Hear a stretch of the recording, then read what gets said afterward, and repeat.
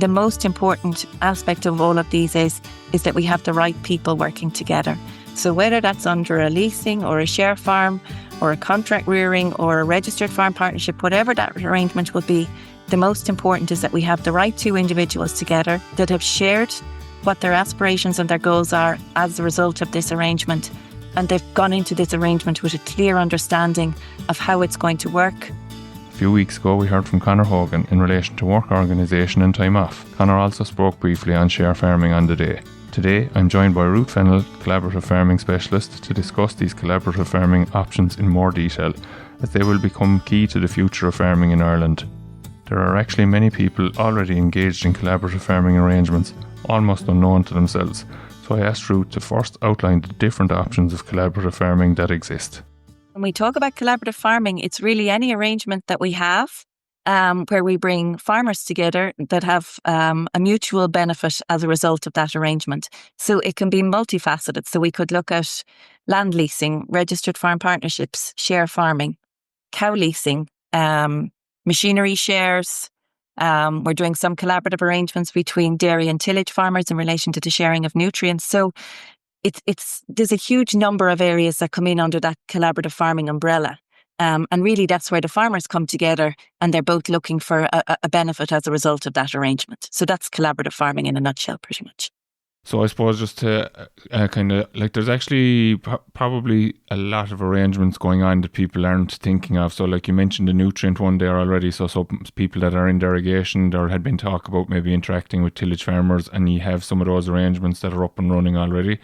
And then they obviously go up through the gears, I suppose, in terms of getting more involved in from a financial point of view and so forth, and going into the share farming. Lots of people are already in collaborative arrangements in terms of land leasing as it currently stands.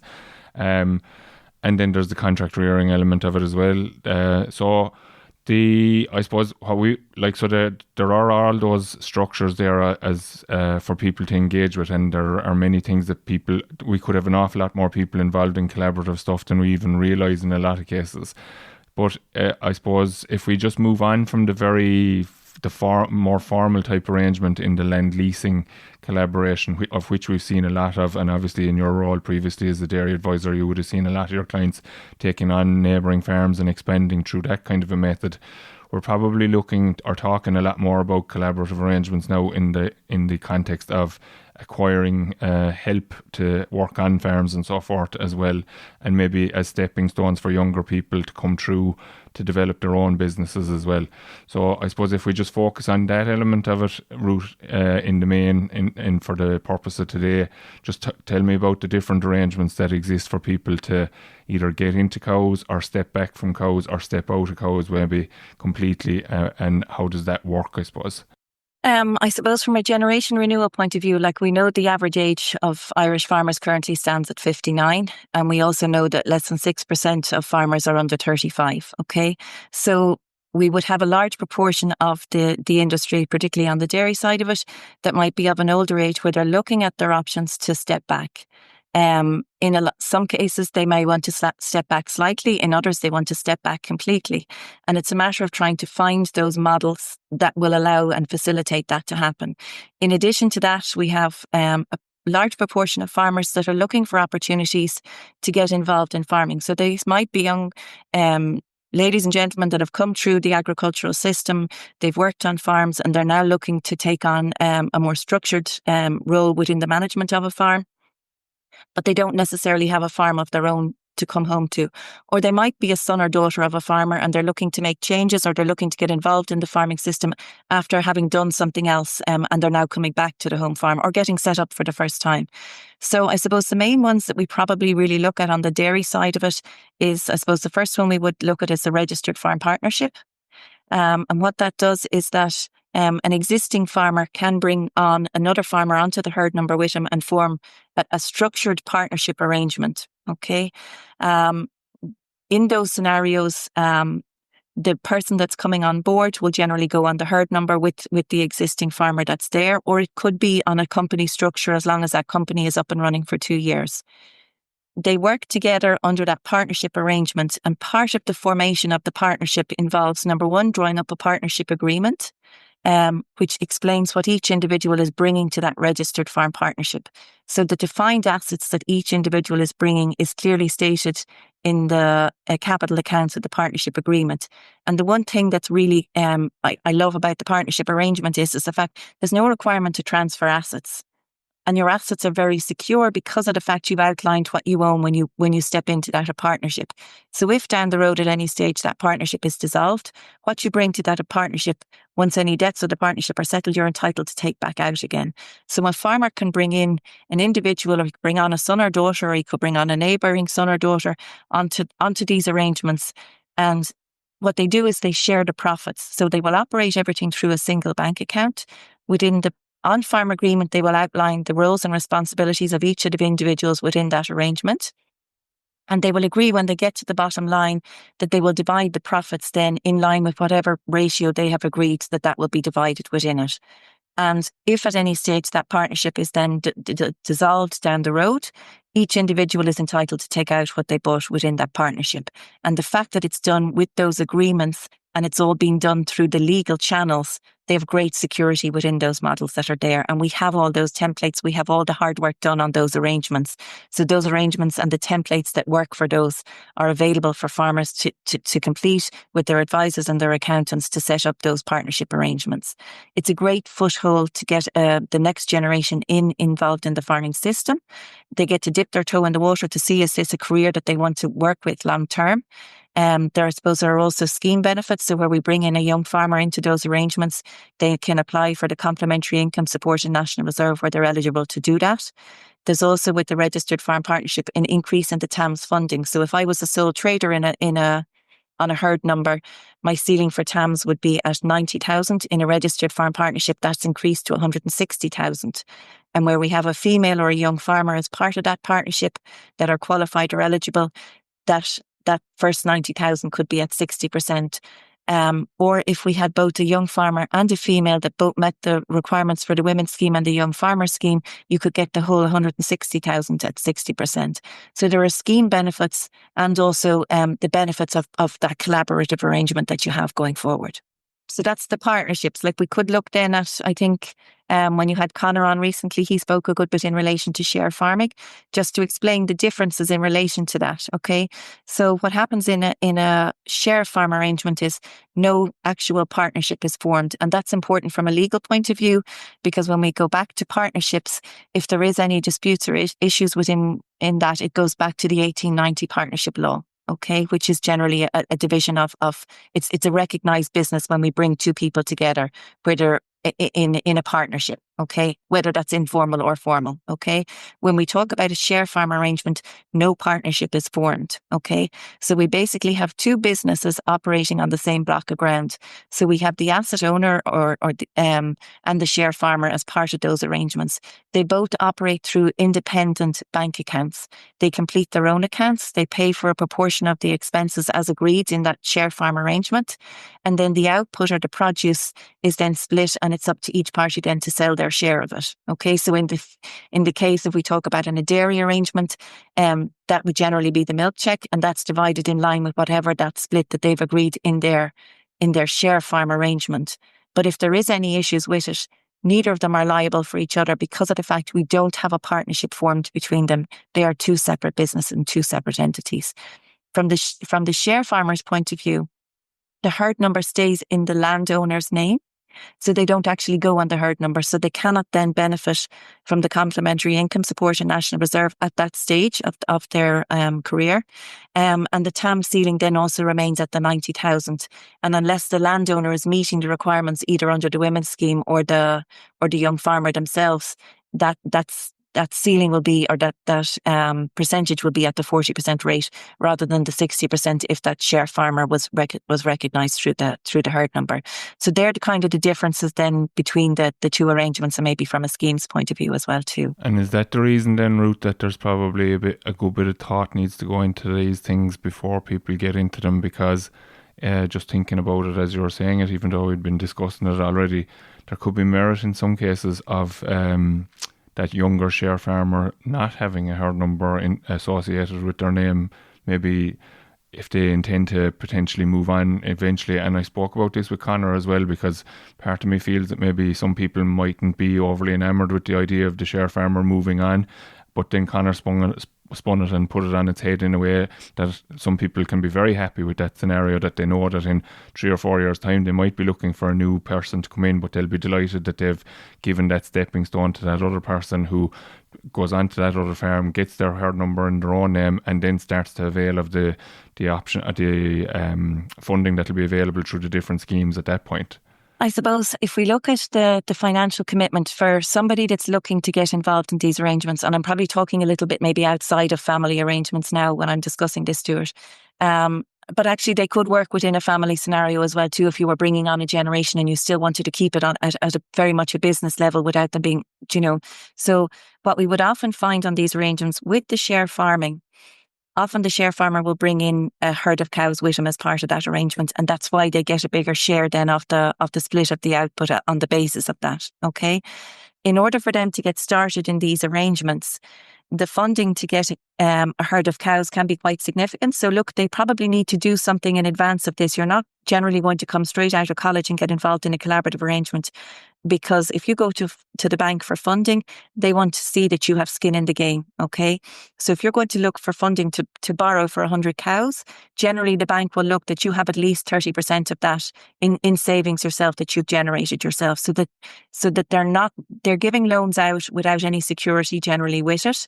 They want to be sure that this is going to work for them going forward. So if we look at the share farm arrangement, in those arrangements, generally the landowner will provide all of the facilities. So any of the costs that are associated with maybe improving the parlour or the slurry storage are generally borne by the landowner. And the share farmer will bring in then the stock in relation to that. So if we compare that maybe to a lease arrangement where somebody is starting out, not only are they looking to pay for the lease on the farm, they're also looking to bring in a herd of cows into that arrangement, and there may be capital funds that are required to develop the facilities within the yard to get it up and running. So as a starting point, we would often feel that going into a share farm arrangement for that young farmer to maybe pay down the loans associated with having bought the herd of cows, they can do that through the share farm arrangement, and they're maybe then in a much better position to maybe take on a leased farm as a result of that share farm arrangement. And that might be a stepping stone that they may use. So the share farm might be a stepping stone to going out fully on their own.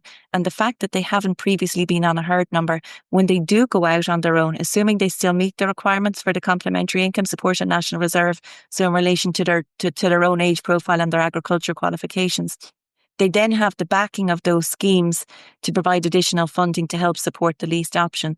So we would often see it as a really good model to go from maybe a share farm into a lease because of the benefits that are associated. What we might see as maybe not being a benefit on the share farm can actually be a help to go forward onto the leased arrangement. I suppose the other one that we look at on these arrangements from a landowner's point of view is if you're looking for a young farmer to come involved with you, maybe if somebody's looking about stepping back, they don't have an identified successor, or they have a successor that isn't actually looking to come home at that stage, they will often stop investing in the facilities within the yard. So the capital investments will get run down.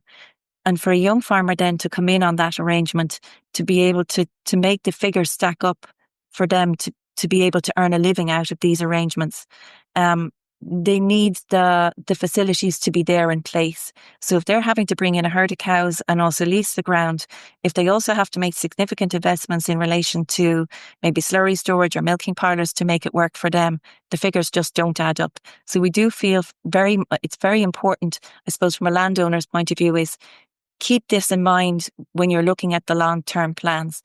Don't stop investing 10 or 5 years out, because your options then to bring in a collaborator on these arrangements significantly reduces, and the attractiveness of what you have to offer significantly diminishes as a result of that. So it's effectively like painting the house before you take the photo for it to go up on the website, like. Exactly.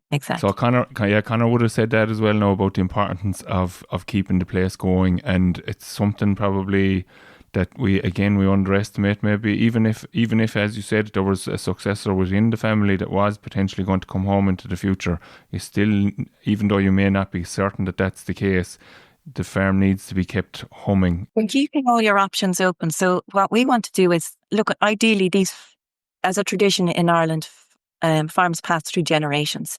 They pass down through generations. And that's the model that's the most common here.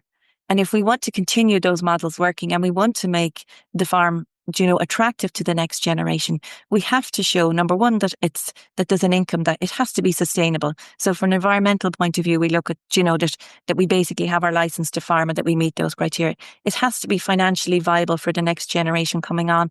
If they're expected to give up a job that they're currently earning at to come home and farm, they have to be able to have a financial return from doing that.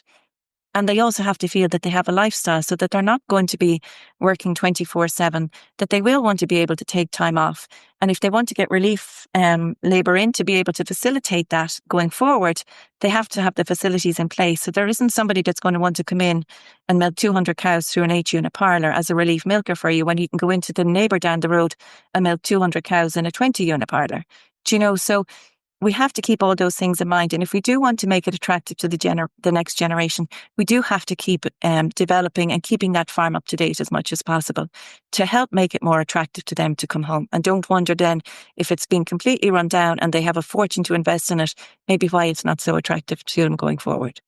Okay, so Ruth, just again thinking as you're talking there now, I suppose a lot of the young people coming through the college courses and so forth are getting teed up for these ideas, I suppose, in a sense. So they're already thinking about these. There are people in the ag colleges or starting in the ag colleges now this year, maybe, that will be coming out in 2 or 3 years' time, and they will have aspirations to get going and they will be looking for opportunities. I suppose, talk to me about the farmer themselves then that's looking at stepping back or whatever. Like, is there a lead time for these people in terms of how they go about this? And I suppose the other thing is, again, which I found very interesting talking to us earlier before we started recording, it was the whole concept of it's not actually the structure, it's the people. So I suppose tell me first about the lead time, and then I suppose how you find the right person and then build a structure around the person rather than build a structure and try to bring the person into it. Look, what I suppose from the young person's perspective, and just to start with that before we go into maybe the landowner's perspective, or if you have aspirations to travel, do all those things. Don't get yourself stuck, come home and go into a registered farm partnership and go into it for 3 years and then say, God, I really wish I went to Australia and I did a few different things. So go and do all the things that you wish to do, gain experience, work on different farms, see how other opportunities work, and have all those experiences and skills to bring back home to the home farm. So do those things first before we look at the arrangements. If we're looking at it then from the asset owner or the parents maybe perspective, allow the next generation to do that. Don't put them under pressure. Look, I plan on putting in a new slurry tank, so therefore I want them to come home and go into a partnership with me so I can get the extra TAMs. Think of the long term and what will be the most beneficial long term for the farm as well too. When we talk about the next generation coming in, I suppose it's really important that those that are maybe looking at stepping back have put themselves in a good position to be able to do that. Okay, so it's a matter of sitting down as to who will I work well with. So if I'm a complete and utter control freak, going into a collaborative arrangement with somebody that hasn't got the same level of phobia of things not being tidy as what I do. So it's a matter of getting the right mindset and the right people involved with you on those arrangements. And there are different arrangements that will suit different individuals.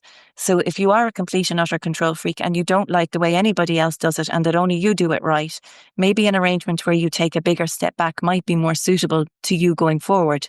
So when we talk about hands-off, we will probably look at the lease arrangements as probably the most hands-off, although we have seen lots of examples in recent years of land leasing arrangements where the landowner is still involved to a degree. So they might retain some of the machinery and they could be doing fertilizer spreading and topping, or they might do some of the relief milking on the farm, so it's a matter of making the arrangements work for you. If we talk about the share farm, that's probably the next one that's quite step back, where we bring in a share farmer where they would be providing all of the labour. So you would be involved in the management of the farm, but not in the day-to-day management of it.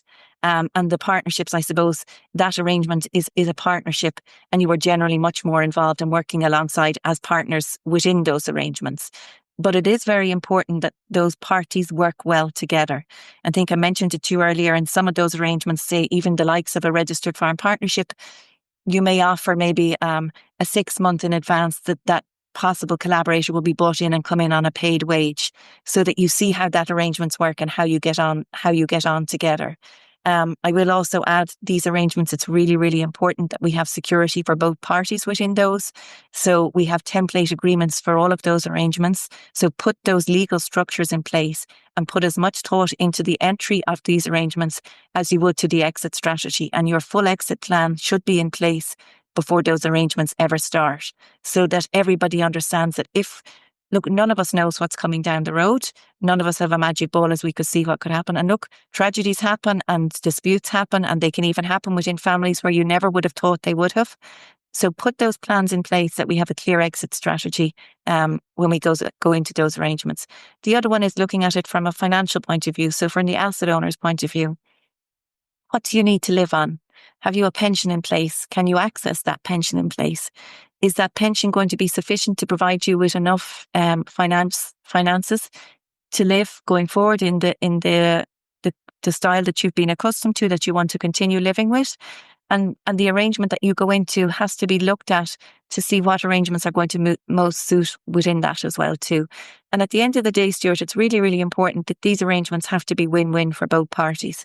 We're not bringing a young fella in and he's going to work every hour God sends on a promise that we might give him something down the road that we never have an intention of delivering on. It's really important that their input and their labour and, the skills that they've brought to the farm are recognised and rewarded for that as well too. And we do have to accept on some of these arrangements, there might be significant change. If we look at some of the partnerships, the structures that are there, when we bring in another party, there might be significant investment that has to be made on those facilities to allow the farm to now generate two incomes. Okay, so you may have to accept that for a year or 2 years, or possibly even 3 years, we might have a significant increase in heifers within the herd. So therefore, output could be down as a result of that. But if individuals within that partnership have the shared goals that this is our target, that we're going to go from 100 cows maybe to 200 cows, or it might be from 70 cows to 140 cows, that they can sit down and discuss where they see the farm going long term, that they both share those goals as to where they see the farm going. And as long as they're both in agreement that they're prepared, that there might be a bit of pain to get to that long-term goal, but they both understand that, and that's been clearly outlined before they ever go into that arrangement, there'll be no misunderstandings then going forward. But those changes don't happen overnight. And what we would say from a young farmer's point of view, to get him, up and ready to go into these arrangements, he will want a certain amount of savings himself in order to be able to facilitate that entry on some of those arrangements, depending on what that is. And I suppose then the asset owner also has to prepare themselves as well too. And there might be capital that he might have to invest, or she might have to invest on facilities to allow that to happen. And I think the really most important thing, and if I get this through, if nothing else, the most important aspect of all of these is that we have the right people working together. So whether that's under a leasing or a share farm or a contract rearing or a registered farm partnership, whatever that arrangement will be, the most important is that we have the right two individuals together that have shared what their aspirations and their goals are as a result of this arrangement. And they've gone into this arrangement with a clear understanding of how it's going to work. And if it is dissolved, or when it will be dissolved down the road, how that dissolution is going to work going forward. And I think there's huge benefits for these collaborative arrangements for not only the asset owners, but for the next generation coming on board. And I think we have to open our arms and our hearts to these working and going forward. I think they have a huge lot to offer. But it's most important that we get the right people working together as part of that structure.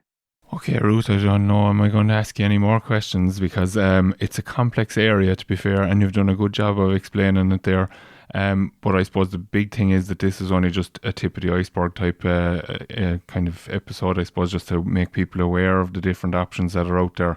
So without a doubt, anybody listening to us today, there's the next step for them. And that potentially is your generational renewal week, which is coming up in early September. So do you want to outline what's happening for that first? So look, I suppose the reason for the generation renewal, it is a hot topic at the minute. We had the Charlie McConnell in 2024 set up the Commission for Generation Renewal. They have presented their findings now to the Minister for Agriculture and waiting publication of that. And I suppose from our point of view, there is genuine concerns about the age profile within the agricultural system. Some of that is because farmers don't have identified successors. There's others where those successors are not ready to come home, or there's others that have successors that are ready to come home and they're just not sure about the next steps to take in relation to bringing them into the business structure. So the purpose of Generation Renewal Week, we're going through, there's a series of 3 webinars. So we start on Monday evening at 7:30 on the collaborative options. So that's going through all of kind of the options that I discussed and the benefits with those that I discussed with you today. The second evening, which is a Tuesday, we have Claire O'Keefe from Succession Ireland and Anna Gagan, who's within Teagasc, who's a trained mediator. They're going to go through the soft skills in relation to getting these conversations started within the family or outside of the family, and how we manage those where we have also difficulties within those structures. James MacDonald, our financial specialist, is going to go through a little bit in relation to making wills and the importance of that.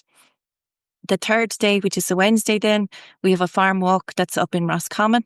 We have a father and son, Jared and Shane O'Connor, who are currently in a joint venture. So the purpose of the farm walk is going through all the technical aspects on the beef side of it. And as part of that walk, I'm then going to cover the family succession plan. So they're currently in the process of transferring from Jared to Shane. We're going to run through the tax implications and the reliefs that are there and what is associated with that. Final webinar then is on Thursday night. That's going through the taxes and reliefs in relation to farm transfers and the asset transfers within those structures. And Hugh McEnany, our financial specialist, is covering that. And our final day, which would probably be of specific interest on the dairy side of it, is looking at an existing registered farm partnership that's currently in operation with Tony McCormick and Chris Cahill. That's in Westmeath.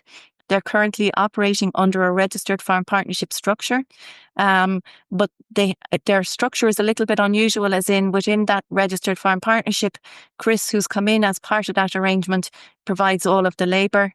Some of that is paid labour in addition to his own labour. And Tony, as part of that arrangement, then covers the capital costs that are involved with the structural facilities within the yard itself as well too. So it's a registered farm partnership, but with a little kind of a twist on it as well too. And it's interesting, I suppose, because they're completely unrelated parties. So although Tony has 2 daughters that have been involved a bit with the farm going through, they're currently looking at different career paths for themselves. So he was anxious to take a step back. He's brought Chris involved in that partnership arrangement with him. And they have made a commitment that arrangement will last for the 10 years. And they've made significant changes within that farm. So the farm has gone from 100 cows, which Tony had originally with a bit of a dry stock enterprise beside it, to gone all dairy, and they're now milking 240 cows as part of that arrangement. So it'll be very interesting, not only for those that are looking maybe at stepping back, but also for those that are looking for opportunities to get involved in these arrangements. Chris is going to go through that in very good detail in relation to how he approached the banks, what capital he needed himself to get involved in these arrangements, and how that arrangement is working going forward. We're also going to go through the physical and financial performance of the farm and how that arrangement has worked. But they're 3 years into that. And to be fair, they had a hard start for the first 3 years, because certainly in 2024, they had 70% of the herd were first and second lactation. So they're really only now getting to reap the benefits of that partnership arrangement, where output is increasing, significant increase in milk solid outputs from the herd now. And it's really now that the whole system and the work that they've done in relation to developing that is really starting to hum, and they're getting the financial benefits on the back of that. So I think, Ruth, just to summarise it as a whole, I think the week that you're planning there is very important to everybody, no matter what age people are. They can't actually inform themselves enough about the whole idea of succession, be you 25 years of age or 65 years of age. So the beauty of it, obviously, is that with the exception of the 2 farm walks, which are in the west and in the northeast, people can sit at home and actually tune into all of this and just get an idea, because it's the starting point really. It's just trying to get, like, individual situations are going to be very specific from a taxation point of view, although there's a lot of information to be gathered, and from that point of view people can start early enough on the whole process of planning succession and planning what they're going to do into the future. So a great opportunity for people to get a lot of information on those days to get started on the process. Just to state, there is a section on the Teagasc website under Generation Renewal where they will be able to register for those webinars. It's the one link for the 3 webinars. So once you've registered once, you use that same link for the 3 evenings. And in addition to that, following on from the Generation Renewal Week, we'll be starting our Transferring to Family Farm Clinic. So they're nationwide with 6 venues again. They're starting on the 30th of September. So for those, we kind of feel that this will be a good lead in. So people will have a bit of their homework done if they then want to take further steps on to look at their options in relation to farm transfers, or again, the collaborative options. So they'll have another opportunity with the Transferring to Family Farm Clinics that are nationwide from the 30th of September onwards then. Okay, Ruth, so we'll pop the link to the registration for the webinars in and the detail for the podcast as well, so that people can find it there. Okay, so we'll leave it at that, and thanks very much for joining us on this week's show. Thank you, Stuart. That's all from this week's episode of the Dairy Age podcast, and my thanks to Ruth for joining us on this week's show. Don't forget to rate, review and subscribe to the podcast. You can listen on Apple and Google Podcasts as well as Spotify, and for more information go to the Teagasc website at teagasc.ie, or you can email us on our dedicated email address dairyage.podcast@teagasc.ie. I'm Stuart Childs, and join us next time for your Dairy Edge.